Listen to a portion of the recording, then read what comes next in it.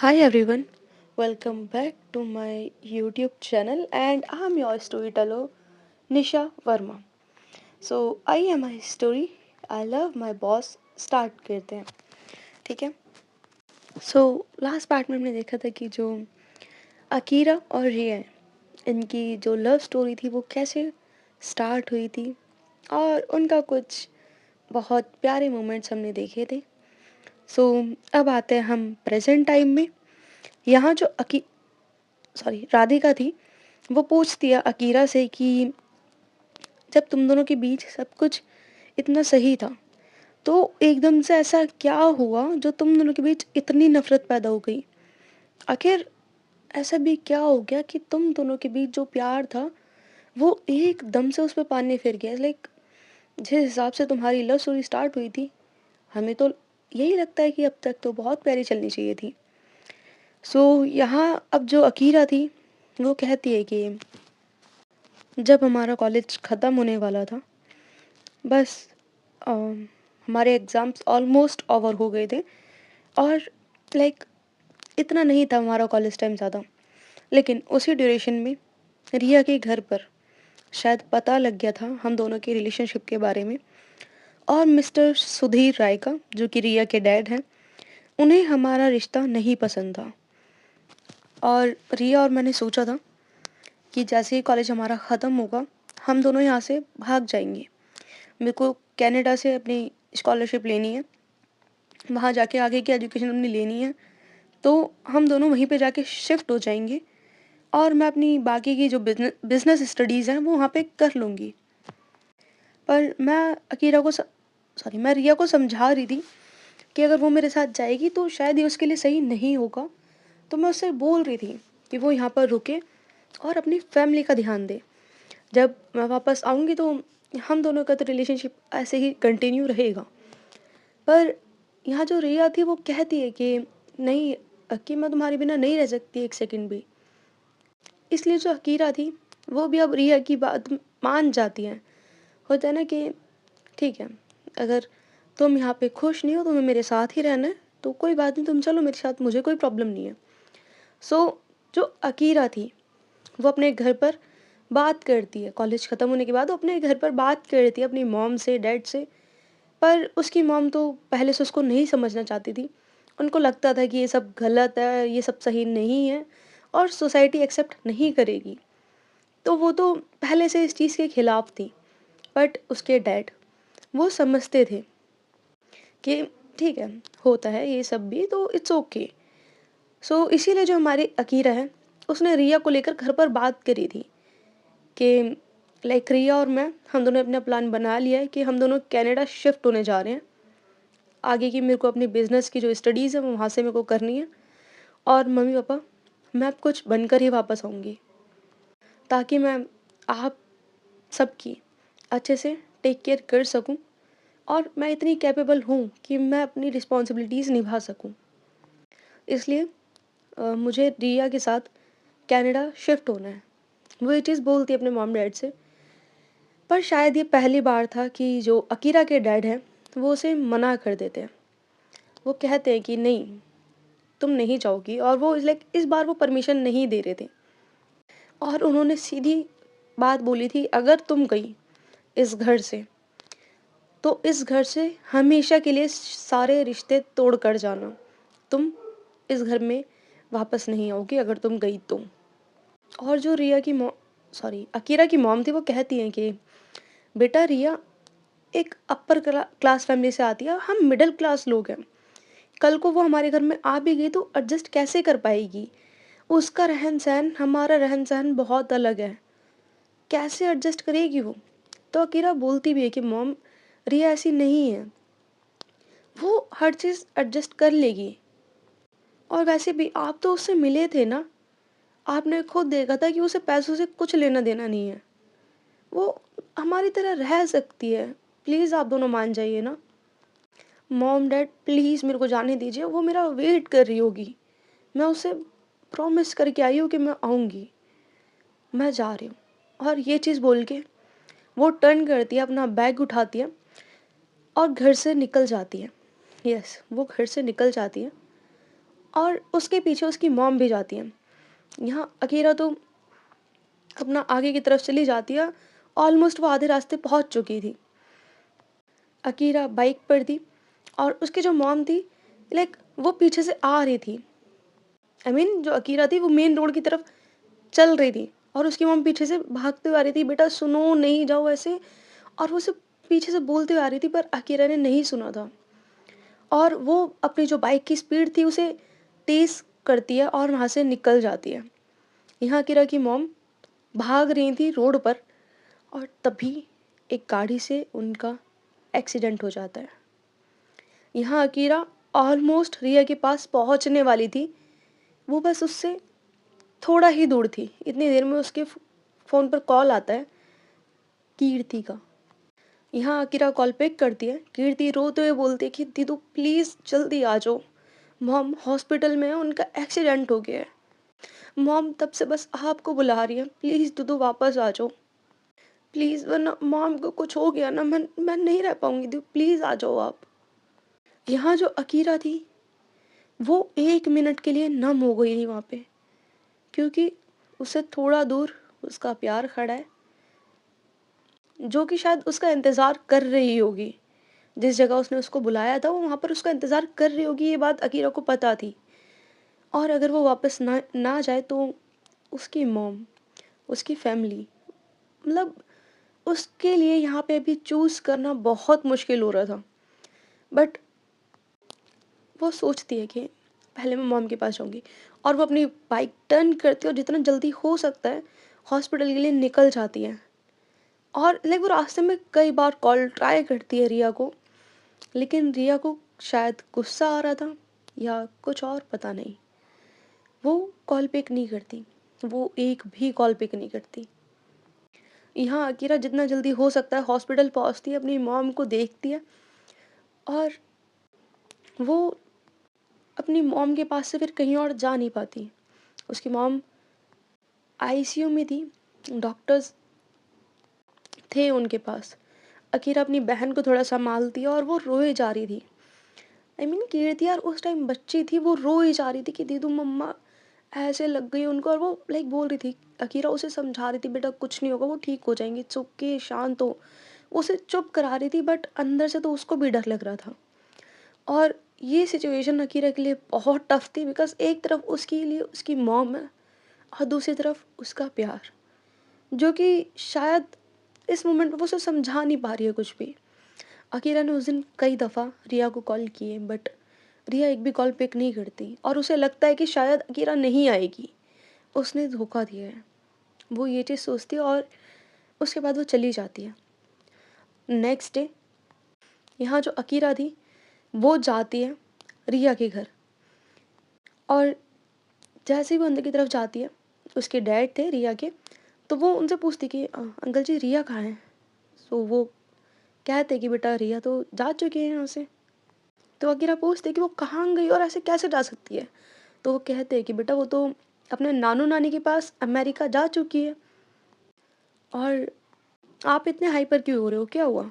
सो यहाँ जो अकीरा थी वो बोलती कि अंकल वो कल मेरा वेट कर रही थी हम, और वो 1 मिनट के लिए चुप हो जाती है। देन वो कहती है कि अंकल वो मेरे से प्यार करती थी, वो ऐसे छोड़कर कैसे जा सकती है? ऐसा नहीं हो सकता, वो नहीं गई होगी कहीं पे। सो रिया के डैड बोलते कि बेटा शायद मजाक कर रही होगी वो। देखो उसकी आदत है, वो मस्ती करती रहती है, तो इन चीज़ों को ना ज़्यादा सीरियस मत लो। हो सकता है वो तुमसे भी बस मजाक कर रही हो और ऐसा कुछ ना हो, बिकॉज उसने तो ऐसा कुछ हमें नहीं बताया, और हमें बताया होता तो हम आपको जानते, लेकिन हम तो आपको जानते भी नहीं हैं, तो ऑफ कोर्स हमें नहीं पता इस बारे में। और बेटा जब तक हमें पता ही नहीं, हम कैसे कह दें कि ये चीज़ सच है? और वैसे भी जिस तरह से आपने बोला, मुझे तो ये चीज़ नहीं लगती है, क्योंकि रिया जाते टाइम बहुत ज़्यादा खुश थी, और वहाँ पहुँचने के बाद उसने हमसे वीडियो कॉल पे भी बात करी है, और वो तो बहुत ज़्यादा खुश थी। अगर आपको बिलीव नहीं होता तो मैं अभी आपके सामने वीडियो कॉल कर सकता हूँ उसे। तो अकीरा उनकी तरफ देखती है और बोलती है कि नहीं अंकल जी, सॉरी। और ये चीज़ बोल के वो अपने 2-3 स्टेप बैक लेती है, और वहाँ पे रिया की एक बड़ा सा फ़ोटो फ्रेम था, उसकी नज़र उस पर जाती है और वो उस फ़ोटो की तरफ देखते हुए पीछे की तरफ जा रही थी। देन डोर पे पहुँचने के बाद वो वहाँ से टर्न लेती है और चली जाती है अपने घर में। यस, अपने घर की तरफ वो चली जाती है और अपने घर जाने के बाद वो खुद को एक कमरे में बंद कर लेती है। यस, उसको था कि यार अगले इंसान से मैंने इतने वादे करे हैं, उसने मुझसे इतने वादे करे हैं, जो कस्में खाई थी, जो बातें करी थी, वो सब क्या मज़ाक था? क्या मेरी फीलिंग उसके लिए एक मज़ाक था? या ये सब एक झूठ है? क्या है ये? और कोई ऐसे किसी के साथ कैसे मज़ाक कर सकता है? अकीरा 2 साल उस कमरे में बंद रहती है। वो उन 2 सालों में ना अपने घर से बाहर निकली थी और ना उसने किसी से बात करी थी। उसके लिए तो मानो उसका सब कुछ छिन गया था, क्योंकि रिया उसके लिए उसकी ज़िंदगी थी। और जब पता चले जिसे तुम अपनी ज़िंदगी बनाए बैठे हो, वो तो बस उसका कुछ टाइम का मज़ाक था। तो अब ये इसका मज़ाक समझा जाए या तुम्हारी ज़िंदगी का मज़ाक उड़ाया है, ये समझा जाए। यहाँ अकीरा भी कुछ नहीं समझ पा रही थी, क्योंकि वो रिया से बहुत ज़्यादा प्यार करती थी और उसे एक तरफ ये भी फ़ील हो रहा था कि यार उसने मेरा वेट तक नहीं किया। मैं क्या समझूँ? क्या समझूँ इस बात को कि वो बस मेरा मज़ाक बना के चली गई, या मैं टाइम पर नहीं पहुँच पाई, ये मेरी गलती है। काश मैं उस दिन टाइम पर उसके पास पहुँच गई होती। शायद आज बात कुछ और होती, शायद आज वो मेरे पास होती, शायद आज भी हम साथ होते। और वो इन 2 सालों में बस खुद को ही कोसती रही, बस खुद की गलतियों को ही देखती रही। हाँ, उसको इन 2 सालों में एक दफ़ा ये नहीं हुआ कि वो कभी किसी और से उसने बात भी करी हो। उसने किसी से बात नहीं करी और वो इन 2 सालों में बस खुद को कोसती रही। लेकिन दोस्त, कहते हैं ना कि जब इंसान का मुश्किल दौर आए, उस समय बस दोस्त ही साथ देते हैं। यहाँ जो अकीरा के दोस्त थे, वो रोज़ आते थे उससे मिलने के लिए घर पर, बट वो किसी से नहीं मिलती थी। उसने सबसे रिश्ता तोड़ दिया था और उसने सबसे मिलना भी बंद कर दिया था। घर पर कोई उससे मिलने आता तो भी वो उससे मिलने से मना कर देती। देन जो अकीरा थी वो बताती है कि क्रिश पता है बहुत अच्छा इंसान है यार, बहुत अच्छा। वो मेरे पास कितनी बार आया, उसने मुझे कितनी बार समझाया कि यार तू इन सब चीज़ों को छोड़, जो होना था सो हो गया। अब तू अपनी आगे की ज़िंदगी तो देख। और वैसे भी तुझे तो अपनी बिज़नेस स्टडीज़ करनी थी ना, उसके लिए चली जा बाहर। बट अकीरा की कभी हिम्मत ही नहीं हो पाई कि वो जा पाए, और ना ही कभी इतनी हिम्मत हो पाई कि वो किसी को खुलकर कुछ बता सके। वो बस उसने चुप रहना स्टार्ट कर दिया था बस। और एक समय के बाद उसने शायद सबसे ही सारे रिश्ते तोड़ दिए थे।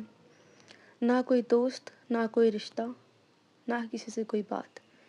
खुद से खुद तक, एक कमरे की चार दीवार तक बस। और उसको इस चार दीवारी में 2 साल हो चुके थे। उसके जो डैड थे, वो उसको बहुत बार समझाया उन्होंने कि बेटा अब आगे बढ़ जाओ, कुछ और कर लो, जॉब कर लो, कुछ कुछ तो करो, ऐसे नहीं जी सकती हो तुम। और ठीक है, तुम्हें लड़कियां ही पसंद है ना, कोई बात नहीं, तुम किसी और लड़की से बात कर लो, किसी और से प्यार हो जाएगा, किसी से बात तो कर लो, लेकिन ऐसे मत करो। और अक्की, तुम्हारी जगह ये नहीं है। तुम्हें तो बिजनेस करना था ना, तुम्हें तो आगे की स्टडीज करनी थी ना, तुम्हें तो अपना फ्यूचर बनाना था ना। तो बेटा अपना फ्यूचर मत खराब करो। जाओ, इन चार दीवारों से बाहर निकलो और बाहर की दुनिया भी तो देखो। और उस दिन उस दिन अकीरा के डैड ये सारी चीज़ें बोलते हुए उनकी आंखों से आंसू आ गए थे। शायद वो पहली दफ़ा था कि एक बाप अपनी बेटी के आगे रो गया, सिर्फ अपनी बेटी के लिए। लेकिन अकीरा उस टाइम भी उनको कोई जवाब नहीं देती। वो बस चुप रहती है, बिल्कुल चुप। उसके डैड उठकर बाहर चले जाते हैं और कुछ दिन बाद खबर आती है कि उनके डैड को हार्ट अटैक आया है। जितनी जल्दी हो सकता है उन्हें हॉस्पिटल लेकर जाया जाता है, लेकिन शायद किस्मत और खुदा को कुछ और ही मंजूर था, क्योंकि जब ऑपरेशन थिएटर की वो लाइट बंद हुई तो डॉक्टरों ने बस बाहर आकर ये कहा कि आई एम सॉरी। और कहते हैं ना, कभी कभी ये सॉरी वर्ड बहुत घातक होता है। और उस दिन शायद उस दिन आकिरा को समझ आया कि उसने जो किया वो बहुत गलत था, बहुत ज़्यादा गलत। और उसके ऊपर एकदम से सारी जिम्मेदारियां आ गई, सारी जिम्मेदारियां, उसकी मॉम की, किट्टू की, उसकी दादी जी की, सबकी जिम्मेदारियां उसके ऊपर एकदम से आ गई। वो अब घर संभाले, खुद के सपनों को संवारे या सबकी जिम्मेदारियां उठाए। अब वो ऐसे तो नहीं रह सकती थी, तो उसने खुद को बदलना चालू किया। अब उसके पास जॉब करने के अलावा कुछ और रास्ता नहीं था, तो उसने जॉब करना चालू कर दिया। लेकिन उसके दिल में अभी भी एक दर्द तो था कि शायद वक्त रहते कुछ चीज़ें बदल गई होती तो अच्छा होता। उसने अपने प्यार को तो खोया, साथ में अपने पापा को भी खो दिया। और वो दोनों को खोने का जो दुख था वो बहुत ज़्यादा था उसके लिए, और वो दोनों को खोने का दोष खुद को देती रही हमेशा से। और जब ये सारी चीज़ें बताती है तो उसके जितने ऑफिस कलीग सुन रहे थे, सबकी आंखें नम हो चुकी थी। तरुण बोलता है कि अकीरा यार, अब तो बात कर लेना बॉस से, क्योंकि उन्हें देख के लगता है कि शायद उन्हें अब भी प्यार है। तो अकीरा बोलती है नहीं, रिया अब वो इंसान नहीं है। अगर उसे अब तक प्यार होता ना, तो हमारी अब तक ऐसे लड़ाई नहीं चल रही होती। अगर वो पहले वाली रिया होती तो वो इतना इंतज़ार नहीं करती। वो अब पहले वाली मेरी रिया नहीं है। और वैसे भी मैंने सोच लिया है, अगर ये सब मेरी वजह से है ना, तो मैं सबसे दूर रहूँगी, सबसे दूर। तो इधर जो राधिका जी थी, वो अकीरा की तरफ देख के स्माइल करती हैं। देन जो उसके साथ में निधि खड़ी हुई थी, वो बोलती है कि अकीरा इट्स ओके, ज़्यादा टेंशन मत लो, सब ठीक हो जाएगा। और ये चीज़ बोल के वो उसके शोल्डर्स पर हल्का सा रब करती है। देन यहाँ जो तरुण था, वो थोड़ा सा स्माइल करते बोलता है कि वैसे सुनो। सो अकीरा उसकी तरफ देखती है। देन तरुण बोलता है कि क्या आज हम तुम्हारे घर सो सकते हैं? सो निधि भी बोलती कि हाँ यार, मैं भी। सो यहाँ अकीरा दोनों की तरफ देखती है। सो निधि बोलती कि अगर ऐसे मैं ड्रिंक कर कर घर पर गई ना, तो पक्का मम्मी झाड़ू से मारेगी। सो अकीरा हंसती है। धन तरुण बोलता है कि सही बात है यार, मैं गया ना तो पापा तो बेल्ट से मारेंगे मेरे को। सो यहाँ सब लोग हंसने लगते हैं। देन अकीरा बोलती है कि हाँ इट्स ओके, चल लो तुम दोनों मेरे साथ घर पे सो जाना, कोई प्रॉब्लम नहीं है। सो यहाँ तरुण बोलता है ब्रो यार, तुम ना हमेशा हमारे साथ साथ होती हो। ये चीज़ बोल के वो ब्रो कोड होता है ना, साइन, वो चीज़ दिखाता है। अकीरा उसकी तरफ स्माइल करती है।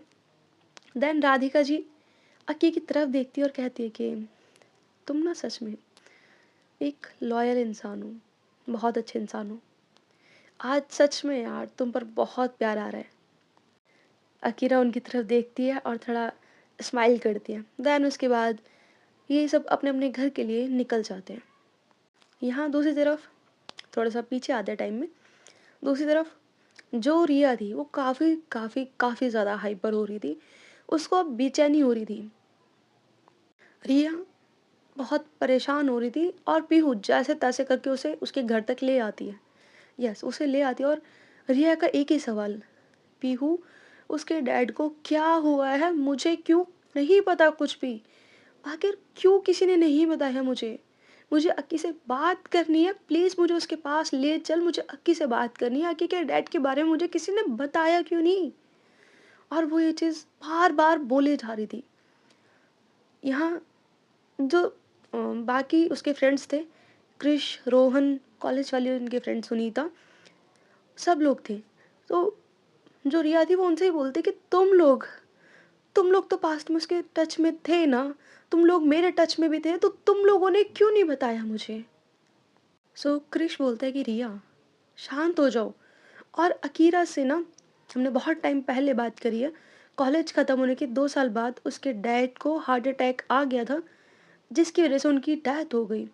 और उस टाइम, मतलब यस, उस टाइम लास्ट टाइम मेरी बात हुई थी अकीरा से, उसके बाद हमारी बात नहीं हुई है। यहाँ जो रिया थी, अब वो उसकी तरफ देखती है और अपनी आँखें बड़ी-बड़ी करती है। देन वो पीहू की तरफ देखती है और बोलती है, मुझे कार की कीज़ दो, मुझे अभी अकीरा के पास जाना है, मुझे बात करनी है उससे, मुझे जाना है उसके पास, उसे मेरी ज़रूरत है, मुझे जाना है उसके पास। वो अपने डैड को बहुत प्यार करती थी, बहुत ज़्यादा। पीहू वो बहुत अकेली हो गई और मुझे किसी ने बताया भी नहीं। यार, तुम सब तो थे ना यहाँ पे उसके टच में, तो तुम तो मेरे को बता सकते थे। ऐसे कौन करता है? वो इंसान बहुत अकेली हो गई है। तुम लोग ये चीज़ क्यों नहीं समझ रहे हो? यहाँ रिया के मॉम, डैड, पीहू, उसके फ्रेंड्स, सब लोग रिया को समझा रहे थे कि शांत हो जाओ, शांत हो जाओ। और उसके डैड बोलते कि बेटा प्लीज़ आप शांत हो जाओ, हम कल मिलेंगे अक्की से जाकर, हम कल मिलेंगे अक्की से जाकर, शांत हो जाओ अब। पर रिया बोलती है नहीं, मुझे अभी अक्की के पास जाना है, उसको मेरी ज़रूरत है, डैड प्लीज़ मुझे जाने दीजिए। मुझे अभी अक्की के पास होना चाहिए था, मुझे जाना है अक्की के पास। ऐसे कैसे कर सकते हो आप सब लोग? आपने मुझसे इतनी बड़ी बात छुपाई कैसे? उसे जब मेरी सबसे ज़्यादा ज़रूरत थी मुझे किसी ने बताया तक नहीं। क्यों? बट वो उसके जो सवाल थे उसके शायद जवाब किसी के पास नहीं थे। वहाँ फटाफट से डॉक्टर को बुलाया जाता है और यस, इन सब चीज़ों के बीच में डॉक्टर आ जाते हैं। यहाँ जो रिया के डैड थे वो रिया को पकड़ते हैं और डॉक्टर रिया को इंजेक्शन देता है, जो कि ऑफ कोर्स नींद का इंजेक्शन था, जिसकी वजह से जो रिया थी वो सो जाती है। यस, वो सो जाती है और व्हाटएवर, बेहोश हो जाती है, कुछ भी बोलो। उसके जो डैड थे वो उसको उठाते हैं और उसके रूम में ले जाकर उसको थोड़ा लिटा देते हैं और वो उसकी तरफ देखते हैं। देन वो बाहर आते हैं। अब पीहू चिल्लाते हुए बोलती है कि अब भी चुप रहेंगे क्या आप? ये सब आपकी वजह से हो रहा है। कब तक? कब तक ऐसे चुप रहेंगे? और ये रिया की हालत के ज़िम्मेदार ना आप हैं, आप। आखिर कब तक ऐसे छुपाएँगे आप? यहाँ जो रिया के डैड थे, वो चुप हो जाते हैं। शायद उनके पास अब बोलने के लिए कुछ नहीं था। सो आज की स्टोरी बस यहीं तक। Thank you so much for listening me. और अगर आपको पसंद आई हो तो आप लाइक कर सकते हो, शेयर कर सकते हो और सब्सक्राइब कर सकते हो, ठीक है? Thank you. और कमेंट में बता सकते हैं कि आज का पार्ट आपको कैसा लगा। Thank you. और नाउ लेट्स सी कि आखिर रिया के डैड ने करा क्या था जो पीहू उन्हें इस तरह बोल रही है। ठीक है? चलिए बाय, टेक केयर।